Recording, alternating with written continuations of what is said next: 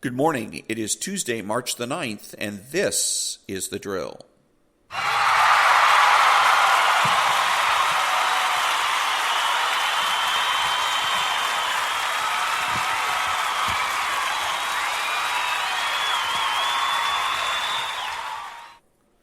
Thank you. I'm Ron, your host and the only true conservative in the United States today. Daily declarations for spiritual warfare. You will command the enemy to leave your children alone. Don't ever doubt my power over the enemy who would pull your children into a stranglehold of evil. I'm able to deliver your children out of the hand of the enemy, even if your sons and your daughters are taken. Please place your hope in me, and you will not be disappointed. I have given unto you the keys of my kingdom. Whatsoever you bind on earth, you will be bound in heaven. Whatsoever you loose on earth will be loosed in heaven. Your children are a heritage from me, and the fruit of your womb is your reward for faithfulness. Therefore I will hedge up their way with thorns and make a wall, that the enemy cannot find their paths. Prayer declaration. I command all devils to leave my children alone in the name of Jesus. My children are a heritage from the Lord, and they have been redeemed from every curse. I and the children whom the Lord has given me are for signs and wonders about God. He has established his covenant between me and my seed in all their generations, to be a God unto them and to their seed. Amen. So today I'm going to have clips and other things to say about and from Ayn Rand, Hugh Hewitt, and Andrew-Cuomo. All that when I come back.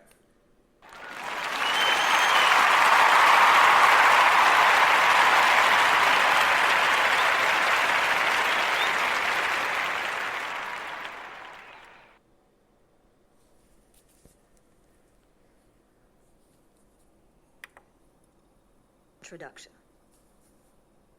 When the original version of this book was published in 1971, it seemed that the ramparts of civilization were about to be breached.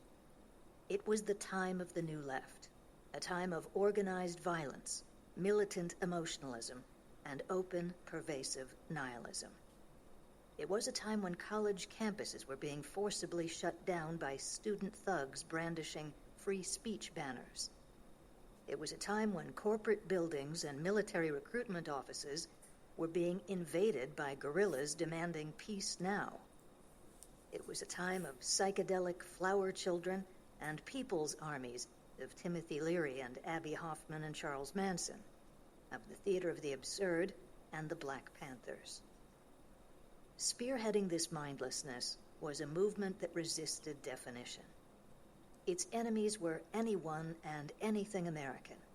Its heroes were dictatorial killers like Ho Chi Minh and Fidel Castro. Its goal was indiscriminate destruction. Yet its leaders were hailed by cultural commentators as idealistic defenders of the individual against an oppressive state. American society was under dizzying siege. It was in retreat, uncertain whether to embrace or repel this onslaught. An onslaught launched in the name of a cause no one could name. Ayn Rand proceeded to name it. In her essays in this book, she identified its ideological essence.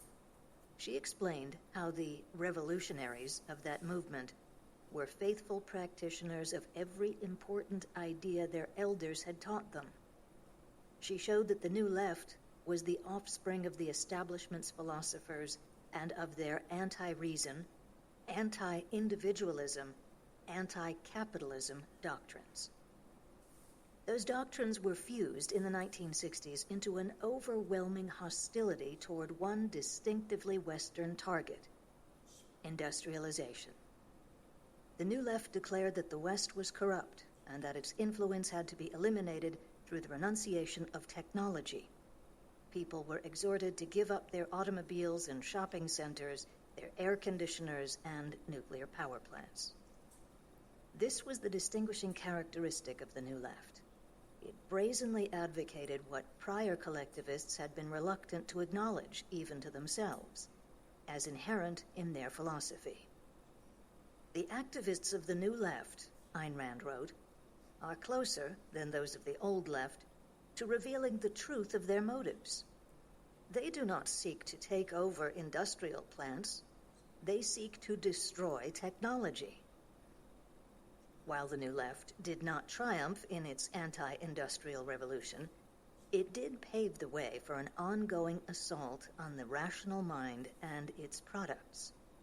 Writing about the New Left's campus commandos, Ayn Rand said that, even though the student rebellion has not aroused much public sympathy, the most ominous aspect of the situation is the fact that it has not met any ideological opposition, that it has shown the road ahead is empty, with no intellectual barricades in sight, and that the battle is to continue.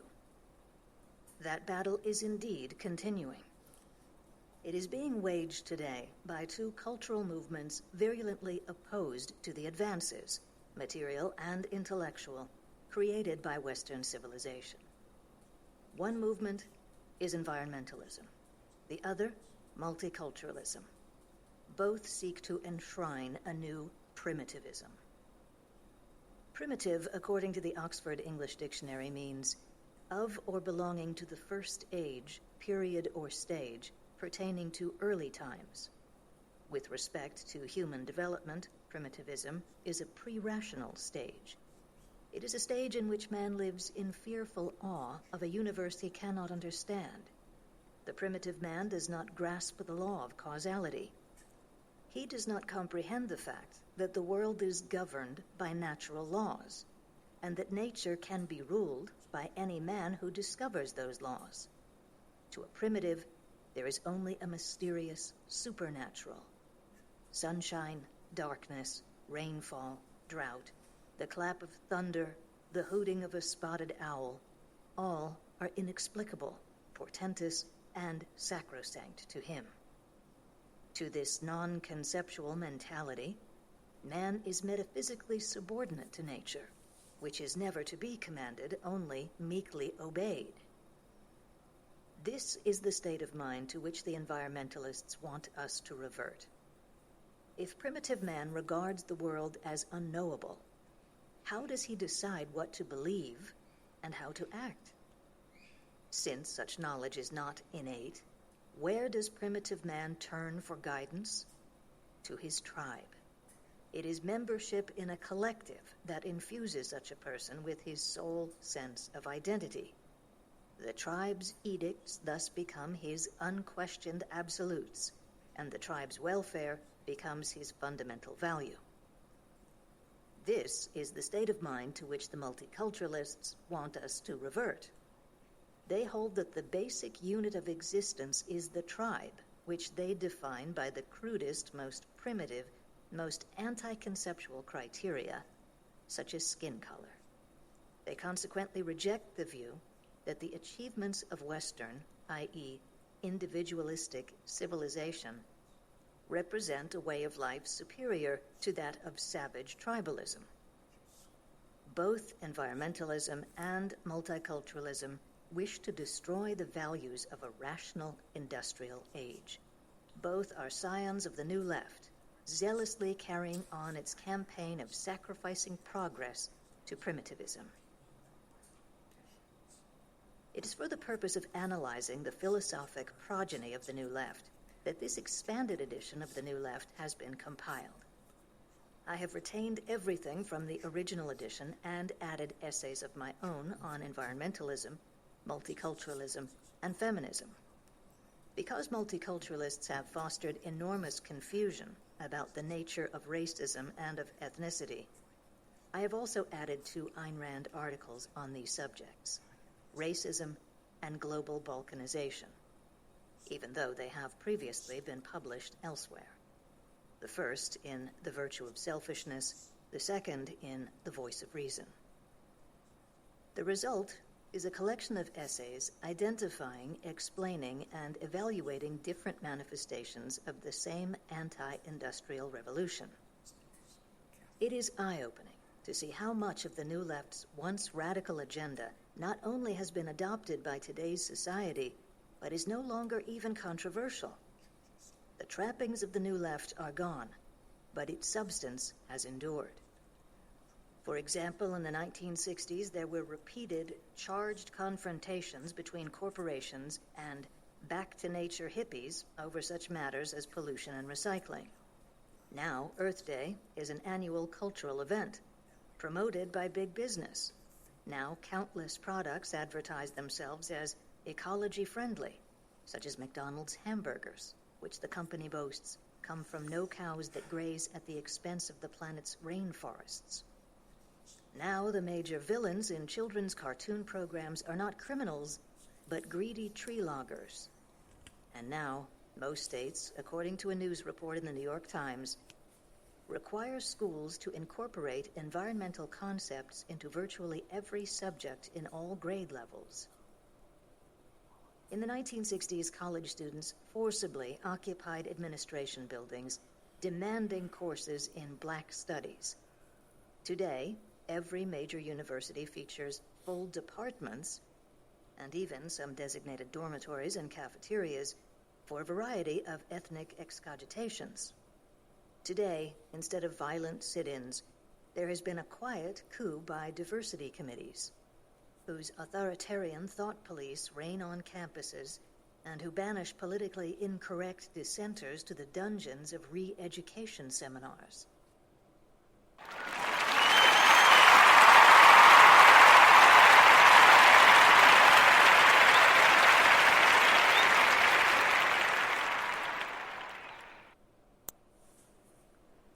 Anyways, so I hate Andrew Cuomo. I hate undercooked vegetables. I like broccoli, but I hate it when it's raw. And that's the way people want you to eat your vegetables now. We've been brainwashed into believing that vegetables are somehow more nutritious raw than they are when they've been cooked. Bullshit. Now, again, I hate Andrew Cuomo. And I've been brainwashed, just like everybody else has, to doing or not doing, saying or not saying certain things. Everybody in this country has been brainwashed to one degree or another. Socialist, by socialist to be socialist, to act socialist, think socialist, speak socialist. And if you don't think so, if you don't think that you've been brainwashed, here's a test for you. Make it your goal today to at least once in some conversation that you have with somebody to say the words, I hate, and then fill in the blank. I hate traffic. I hate broccoli. I hate rutabagas. I hate fish. I hate the Democrats, the socialists, the communists, whomever or whatever. I hate dust. I hate COVID-19. I dare you. I dare you to say that in a sentence, and I bet you choke on it. That you're going to find it very difficult, almost impossible. It sounds easy until you actually have to tell somebody face to face that you hate something or somebody. Because we have been brainwashed to believe that hating is wrong. Hating the wrong thing or the wrong person or hating for the wrong reason is wrong. But hating is good. If you're hating something or somebody for good reasons, you hate the communists because they have a tendency to destroy people's lives, to throw people away, to use them, to see them as a means to an end, is good. So, try that. Go out and use the words, I hate, in a sentence today. See how hard it is. And you're going to find out how thoroughly you've been brainwashed. And that's going to be good for even people in my age bracket, boomers. It's going to be difficult. We grew up with it, the words I hate. I hate the Dallas Cowboys. I hate the New York Yankees. I was a Rams fan when I was a kid, and the Rams were always getting beat, going to the playoffs and getting beat by one of two teams. They either got beat by the Vikings or they got beat by the Dallas Cowboys. So they're always on the edge, the cusp of going to the Super Bowl, and until 1988, they never quite made it. So I hated the Minnesota Vikings. I hated the Dallas Cowboys, and I would say so. And nobody gave me any gas about it. There wasn't any of this, oh, you're a hater nonsense. Now, also be prepared for that when you say I hate broccoli, there's going to be eventually it's going to say you shouldn't hate.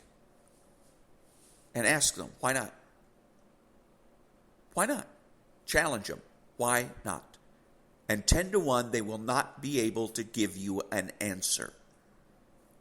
The only reason they're telling you not to hate is because that's what they've been told. They've been told not to hate, and their attitude is, well, damn it, if I can't hate, he can't hate either. Right?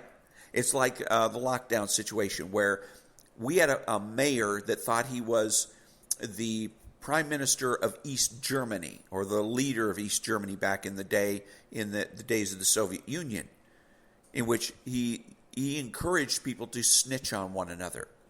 There was a saying in L.A., snitches get stitches. And he changed it to snitches get riches. He was literally paying people to snitch on their neighbors with regards to whether or not they were wearing masks, whether or not they were complying with orders to stay at home, etc., etc. And so people start to cop an attitude. Well, if I have to wear a mask, if I have to stay home, my neighbor does too. And if my neighbor doesn't do it, then damn it, I'm going to call the authorities and rat him out. Wrong attitude. The right attitude is, if my neighbor's not going to do it, I ain't going to do it either. He takes off his mask, I'm taking off my mask. You err on the side of liberty. You err on the side of independence. You err on the side of freedom. But anyways, back to the hate thing. We've been brainwashed. And there's many other ways in which we have been brainwashed in very subtle ways. It affects the way we communicate. We don't communicate directly anymore. I want this, I need that. Most of the time we're communicating indirectly. We expect people to try to guess what it is that we want, how we feel, what we think. And even more importantly, try to guess at what it is that's right and wrong. And that's brainwashing. So, if you think, no, not me, I haven't been brainwashed, again, I challenge you to go out and do the experiment, the I hate experiment. Now, I'm saying all of this because of Andrew Cuomo. I hate Andrew Cuomo. I hate the Democrat Party, and I particularly hate Andrew Cuomo. I think he's a brass cupcake. He's a loudmouth, blowhard. He's an ugly motherfucker, and again, I hate his guts. So I relish what is going on with Andrew Cuomo now. I think it's absolutely delicious. The fact that he is being subjected to the same kinds of pressures and psychologistic games that is normally reserved for conservatives and Republicans. So I love to watch this man squirm because he's caught absolutely between a rock and a hard spot. Okay, where a conservative can come out and be a little bit, more swashbuckly about it and throw around some I don't cares about it, but not a Democrat. If he comes out and starts saying, well, I don't care what she said, or if he even suggests that the women that have brought these allegations against him of sexual harassment are wrong, even suggests that they're wrong, his career is over. Not only is he bound to get impeached, but he's never going to hold office again, not as a Democrat. He'll have to run as an independent or maybe see if he can worm his way into the Republican Party. So, anyways, I just relish it. I love listening to this. I had to listen to 4 years of Donald Trump getting this kind of treatment every day, day after day. And this is what my message to you as a conservative is: enjoy it, relish it, love it. That a Democrat, the high-ranking Democrat, is getting their just due. The chickens are coming home to roost for the Democrat Party and for Andrew Cuomo specifically. Now, there's a lot of theories running around, a lot of Sean Hannity theories, and Sean Hannity, in this particular case, doesn't know what he's talking about. He doesn't know his ass from a hole in the ground as to why this is happening. He thinks he's taking everything at face value. He thinks, well, that Andrew Cuomo is just some guy that runs around harassing people, and so now it's coming to light. Baloney. What's happening here is he made the fatal mistake. He made the Ellen DeGeneres mistake of befriending a Republican, namely Donald Trump. And if you remember, it was, a year, 9 months ago, or a year ago, when during the beginnings of the communist flu in this country, that the governor of New York praised Donald Trump. Bad enough to praise a Republican, bad enough to sit with a Republican at a football game. But you're going to praise Donald Trump? No. That's not going to cut it. You got to go. He did it, so did Gavin Newsom. And both of them now are paying the price. They're paying the Ellen DeGeneres price. Months later, after, of course, there's a Democrat in the White House, these people are now going to, because they got to close ranks. If the Democrats are going to get anything done in this country, they have to close ranks. So Andrew Cuomo is paying the price for it, and I love every second of it.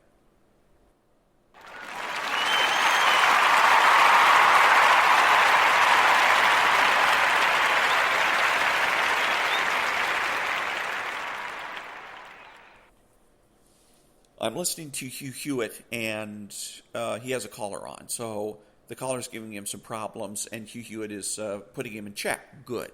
That's what he should do as a host. And he basically told the guy, hey, you don't like the way things are run, get your own show. Good for you, Mr. Hewitt. That's, positive. It is. That's reality. It's his show. If you don't like the way his show is run, go listen to somebody else. Okay, you do what the host tells you to do. But anyways, because he had to get something straight with this guy who was made a statement, and then all of a sudden, well, I called to talk to you about my son or my child. I don't know, remember it was a son or daughter. But anyways, I talked to you about my child. So they go through the part where it says, hey, you don't get to come in here and run the show. He had to put the guy on hold. Then he takes him off a hold, and the guy says, okay, and he backed down, he apologized even, and whatnot. Okay, cool. Then this guy comes out and says, I want to talk about my child. My child is a transgendered 5-year-old. Oops. And Hugh Hewitt let this slide. Lets the guy talk, and Hugh Hewitt is giving this guy a platform. Hugh Hewitt has, a few 100,000 listeners or whatever. But he's giving this guy a platform to make child abuse sound normal and natural. And that's what it is. If you're taking a 5-year-old and turning them into from boy to girl or girl to boy, you are committing child abuse. You're putting them through the hormone treatments and all that other kind of things, then you're abusing your child. And I'm hoping we're going to get to the point in this country when we recognize child abuse and blow the whistle on it. Pick up the phone, call 911, call Child Protective Services, and nip this kind of thing in the bud. It's one thing if the child grows up and 18, they're emancipated, and they say, you know what, I want to be transgender. That's one thing, but to force it on a child, and that's exactly what's happening here. No 5-year-old knows what they want in terms of their sexuality. No 5-year-old has a sense of sexuality. They just don't. And we know that by the evidence of our senses and the use of our mind. So this is a form of child abuse, and he should have been stopped right there. Hugh Hewitt should have shut him off and explained to the audience why. But Hugh Hewitt's too busy being neutral. And he's neutral because he's scared. He's scared to death that there's going to be some sort of backlash from this, that some people are going to call him up, and he needs to know how to handle that. Listen carefully to what it is they have to say, and listen to see if people are saying the things you think they're saying. Is the way to deal with, again, backlash. But anyways, Hugh Hewitt is busy being neutral. Also, he's being neutral because he's been brainwashed into believing that his job is to be fair. And while Hugh Hewitt, Mr. Center-right, Mr. sometimes conservative, is being fair. What about the left? Is the left being fair? Was the left fair when we had the hearings for Kavanaugh? When we had the hearings for Justice Thomas? Was the left fair? Oh. The left wants the right to be fair because it cripples us. If we're constantly worried about being fair and the left is not, then we're put at a distinct disadvantage. So, you don't worry about being fair. That is fair is that which is going to work itself out. Or another way to do it is, if you want to be fair, announce the rules ahead of time. Okay, as long as you announce the rules ahead of time and you enforce those rules uniformly, then you're being fair and you got nothing to worry about. So, but like I said, with regards to that particular individual, you got to shut that off. You cannot sit and be a platform for, and this even goes beyond socialism or communism. It's postmodern, or it is nihilistic. This whole idea that we're going to, where the left right now is boldly and openly defying reality and expecting to get away with it. And really what they're expecting to happen is they're expecting conservatives to shield them from the consequences of their actions. If you want to pretend that there's no traffic out on this busy highway, that's up to you. But if you expect me to stop traffic so you can cross the street, or in some other way, shape or form, act as your shield you from the consequences of your actions of walking into the street and getting hit by a car, you're out of your mind. You want to pretend that there's no traffic, or you want to pretend that you're immune to the effects of reality and go wandering out into the street. You're going to get what you deserve. You're going to get hit by a car. So, and if people have to face that, they're not going to go wandering into the street to begin with. So, but when they attack reality, they're being nihilistic. There's a philosophical theory called nihilism, which basically you're destroying everything. And in this particular case, even destroying reality. Now, there is a left-wing component to that, in that if you can destroy reality and people's confidence in reality, then anything goes. Then socialism's easy. Easy to smuggle socialism in. If people are afraid. It's not even not knowing what reality is, but are afraid to refer to reality and refer to reality as such. Once they've cowered you into doing that, where you don't even want to talk about what's real, you don't even want to talk about what you know, much less talk about morality, then everything, we're lost. We're done. Like I said, we may as well pack our bags and move to Venezuela. And that brings me to the conclusion of another episode of The Drill. Be honest, be smart, be beautiful. I'm Ron, and that's The Drill.